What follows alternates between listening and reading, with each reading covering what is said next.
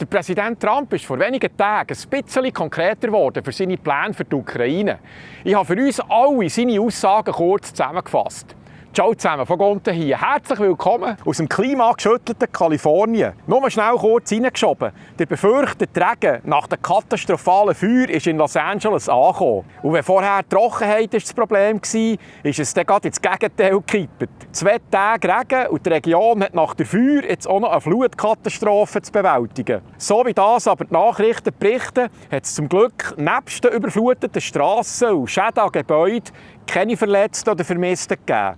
Aber LA kommt auch gar nicht zur Ruhe im Moment. Aber zurück zum eigentlichen Thema. Das heutige Video ist nicht allzu lang, darum habe ich es nicht unterteilt in verschiedene Kapitel. Wir ziehen das einfach in einem durch. Am Schluss dann noch mein Fazit, darum bleibt dran bis hinten raus. Ich weiss nicht, was die Schweizer Medien berichten, aber hier meldet das Weisse Haus, dass so langsam Bewegung in die Sache rund um den Ukraine-Krieg kommt. Der Donald Trump ist im Oval Office vor einem Mikrofon gestanden und hat von einem Telefonanruf geredet, den er mit dem russischen Präsidenten Wladimir Putin hatte. We had a great call. Wir hatten ein schönes Gespräch, ein längs, mehr als eine Stunde diesen Morgen. Ich glaube, wir sind auf einem guten Weg. Präsident Putin will Frieden und der Präsident Zelensky will Frieden und ich will Frieden. Ich will vor allem verhindern, dass noch mehr Menschen getötet werden. Ein erstes Treffen soll in Saudi-Arabien stattfinden, zwischen Trump, Putin und Zelensky. Und dann im zweiten Schritt will der Trump auch eine russische Delegation in Washington empfangen. Und sie haben sogar darüber diskutiert, dass man sich allenfalls zu einem späteren Zeitpunkt auch in Moskau trifft. Kritik hat sich der Trump anhören, weil er zuerst dem Putin telefoniert und nicht dem Zelensky. Jemand hat gemeint, ich hätte zuerst Zelensky kabeln. Das finde ich aber nicht. Wir mussten herausfinden, ob die Russen einen Deal machen wollen. Ich habe schon gewusst, dass Zelensky will. Er hat mir das schon gesagt. Und jetzt weiss ich, dass auch Russland will. Der Zelensky hat sich geäussert wie ein BBC, nachdem ihm der Trump doch noch angerufen hat. Wir haben über viele Themen geredet. Und der Präsident Trump hat mich informiert, was ihm der Putin hat gesagt. Ich glaube, dass Amerika stark genug ist. Gemeinsam können wir Russland zum Frieden drängen. Der Trump hat sich nicht verkneifen und einem Reporter noch verraten, wer nach seiner Meinung nicht ganz unschuldig ist an dieser ganzen Situation. Biden hat ihnen gesagt, sie können der NATO beitreten. Das hätte er nicht sagen sollen. Als er das gemacht hat, habe ich gesagt, jetzt wird es Krieg geben. Und ich hatte recht. Diesen Krieg hat es nie gegeben mit mir als Präsident. Ich finde, Biden war völlig inkompetent gewesen. Und dass er gesagt hat, sie können der NATO beitreten, ich meinte, das war alles andere als gescheit gewesen. Was dazu ist gekommen, wie schlecht der General Milley und seine Leute, all die schlechten Generäle, wie die den Rückzug aus Afghanistan verkachelt haben. Bezüglich der Bedingungen für einen Friedensvertrag oder einen Waffenstillstand hat sich der Trump nicht im Detail äußern. Jemand aus der Presse hat ihn dann noch gefragt, ob die Forderung von Kiew für eine Rückkehr zum Grenzverlauf vor 2014 ein Thema sei. Wir erinnern uns, im 2014 hat die russische Armee die Halbinsel Krim am Schwarzen Meer, das ist im Süden der Ukraine, besetzt. Das ist unwahrscheinlich. Die Russen haben viel Land erobert, sie haben für die Gebiete hart gekämpft und sie haben viele Soldaten verloren. Ein bisschen konkreter geäussert hat sich sein neuer Armeechef, der Verteidigungsminister Pete Hegseth, der zurzeit auf Europa-Tournee ist. Er hat Befürchtungen von gewissen europäischen Schirmherren schon bestätigt. Aus USA tönt es jetzt schon ganz anders als in den letzten 4 Jahren.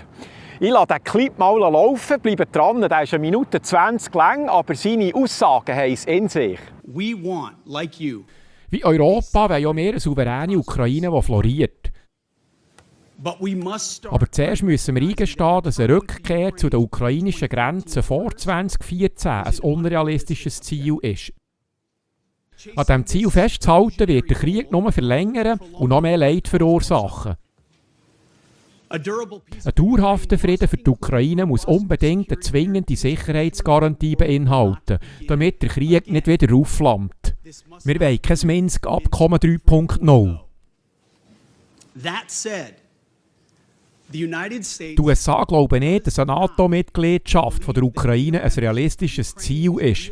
Stattdessen muss jede Friedenslösung durch europäische und aussereuropäische Truppen abgesichert werden. Must be backed by capable European and non-European troops.